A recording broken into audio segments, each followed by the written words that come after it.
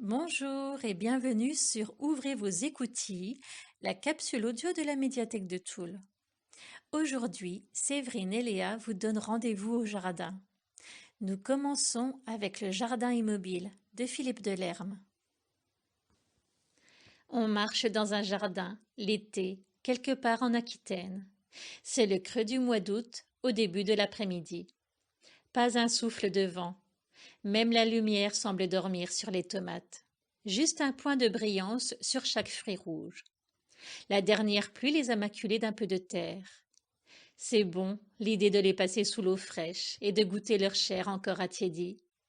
À l'heure qui ne passe pas, juste déguster la déclinaison patiente des couleurs. Il y a des tomates d'un vert pâle, un peu plus foncé au cœur du réceptacle, et d'autres d'un presque orangé où dort une touche d'acide. Celle-là ne semble pas faire ployer la branche. Seules les tomates mûres ont la sensualité penchée. Un escabeau s'appuie contre le prunier Dante. Plusieurs fruits sont tombés dans la petite allée qui court autour du potager. De loin, les prunes paraissent mauves, mais on découvre en les approchant toute une lutte entre bleu sombre et rose, et quelques grains de sucre collés sur la peau fragile. Les fruits tombés se sont couverts et pleurent une chair abricot bruni par la terre mouillée. Dans l'arbre, les prunes pas tout à fait mûres ont des rougeurs tachetées sur fond d'ocre vert. Le bleuté de leurs aînés les tente et les effraie. On voudrait s'en tenir à l'ombre, mais le soleil pleut dans les branches avec une implacable douceur.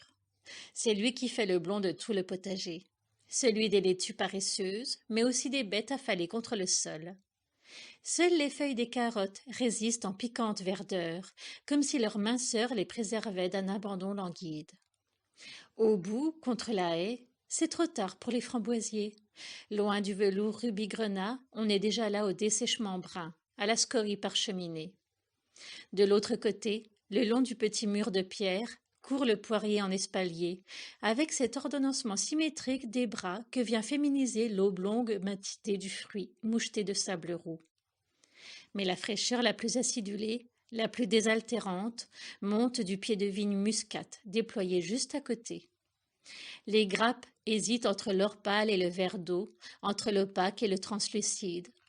Les unes se gorgent de lumière quand les autres, plus réservées, préservent une pellicule de buée poussière. Mais quelques grains déjà se nuancent de lit de vin et dérangent la séduction adolescente des grappes vertes, happant le soleil d'août. Il fait chaud, mais le prunier, l'abricotier, le cerisier donnent leur ombre où dort aussi la table de ping-pong inemployée. Quelques prunes rouges sont tombées sur la peinture émeraude écaillée. Il fait chaud, mais au plus profond doute dort au jardin l'idée de l'eau. C'est autour d'une longue tige de bambou le tuyau d'arrosage aux couleurs délavées. La courbe irrégularité de ses méandres, la vétusté de ses raccords emmaillotés de chatterton et de ficelles ont quelque chose de familial, de pacifiant. L'eau qui viendra de là ne peut avoir de violence calcaire, de fraîcheur mécanique. De là coulera dans le soir une eau douceur, une eau sagesse, juste assez. Mais maintenant c'est l'heure du soleil, de l'immobilité sur tous les blonds, les verts, les roses. C'est l'heure de cueillir et d'arrêter. Poursuivons nos découvertes littéraires avec Persil, coriandre et cerfeuil de Jérôme Gousse. Introduction. Incontournable persil frisé. Pendant des décennies, trônant au sommet des plats pour mieux être écarté par la fourchette, il a symbolisé le triste sort des aromates réduits à un rôle de figuration. Pourtant, il ne méritait ni cet excès d'honneur qui laissait dans l'ombre les autres membres de sa famille, ni cette indignité qui le ravalait au rang de fanfreluche alimentaire. Car si le persil, la coriandre et le cerfeuil, tous trois membres de la famille des ombellifères, sont de petites herbes, ils ne sont pas pour autant de simples herbes. Ils ont même parfois accédé à une reconnaissance divine, qu'il s'agisse du persil qui couronna Hercule, ou de la coriandre comparée à une nourriture céleste dans l'Exode. La maison d'Israël donna à cela le nom de manne.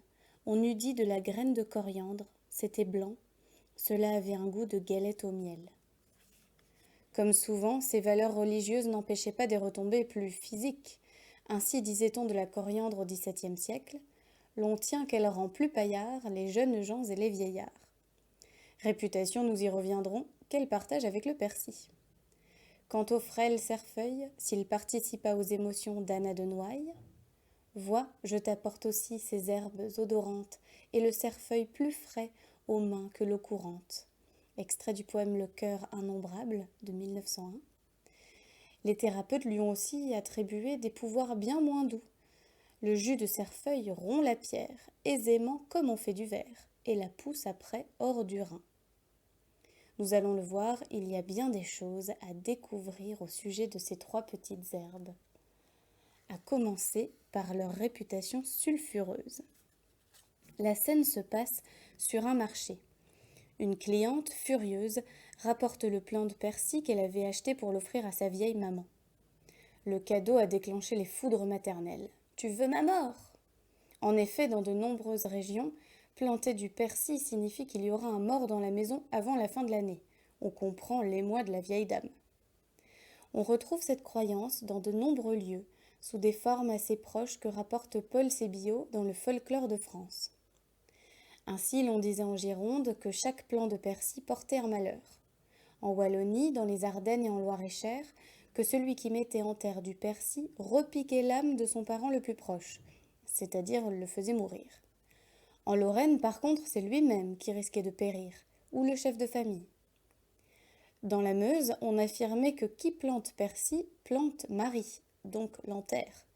Interdiction était donc faite aux femmes mariées d'en planter. En Gironde, on prétendait que ne pas sarcler le persil portait malheur, alors que dans le pays du Liège, c'est en bêchant une plante de persil que l'on risquait de perdre un proche. Pour d'autres, c'est le fait de semer le persil en terre qui portait malheur. Pour contourner cette malédiction, il fallait mettre les graines dans un trou de mur et préparer le sol au pied de ce mur. À la graine de se débrouiller pour réintégrer la terre nourricière. Ailleurs, on confiait les graines de persil à un éboulis ou un tas de gravats. Le pouvoir maléfique du persil pouvait s'exercer dans d'autres domaines. Paul Sébillot rapporte qu'en Haute-Bretagne, on prétendait qu'il pouvait casser le verre avec lequel il était mis en contact. Ainsi, les domestiques qui avaient cassé un verre lui faisaient porter le chapeau, si l'on peut dire. « J'ai touché du persil !» On affirmait aussi que la graine de persil faisait mourir l'époux, mais sans préciser comment. D'ailleurs, d'autres traditions affirmaient qu'au contraire, elle favorisait leur multiplication. Dans ce contexte, on n'est donc pas surpris que la culture du persil ait parfois eu recours à des règles bien spéciales. Ainsi, au XVIIe siècle, on conseillait de le faire semer par un enfant, un imbécile ou tout autre innocent qui n'ait point de chagrin. Dans les Vosges, on disait que le persil vient après les sottes et le cerfeuil après les sales, c'est-à-dire qu'il devait être semé l'un par une personne simple et l'autre par une malpropre. Il était aussi recommandé de jurer et de gesticuler comme un fou au moment de le semer. Le persil est souvent lié à la Semaine sainte, en cuisine mais aussi en culture. On conseillait en de nombreux lieux qu'il soit semé le vendredi saint par un honnête homme. L'annuaire historique de Lyon, en 1886, signale même que pour avoir du persil double, il faut le semer le vendredi saint après le coucher du soleil. En Gironde, une autre date était retenue. Le persil semé le mardi gras durait 2 ans et ne montait pas. Une autre façon de conjurer le pouvoir malfaisant du persil passait par l'argent. En Lorraine, on disait que le semeur devait en porter sur lui, alors qu'en Limousin, il ne fallait pas avoir la moindre somme sur soi. Pourtant, outre ses propriétés maléfiques, le persil a longtemps été chargé de vertus aphrodisiaques et viriles. En Poitou, on disait que si le persil réussit bien au jardin, c'est que le jardinier est un bon étalon ou qu'il n'y a pas de jaloux à la maison. En Charente-Maritime, que le persil ne venait bien que dans le jardin des paillards. Un proverbe du XVIe siècle affirme d'ailleurs que si femme savoit ce que persil vaut à l'homme, elle irait en chercher jusqu'à Rome. Ne nous étonnons donc pas qu'on le charge de redonner vigueur. Je te donnerai du persil pour te faire reverdir, disait-on dans le Doubs. Merci d'avoir partagé avec nous ces explorations littéraires autour de la thématique du jardin et nous vous donnons rendez-vous à la médiathèque pour découvrir les ouvrages qui ont été présentés. À bientôt!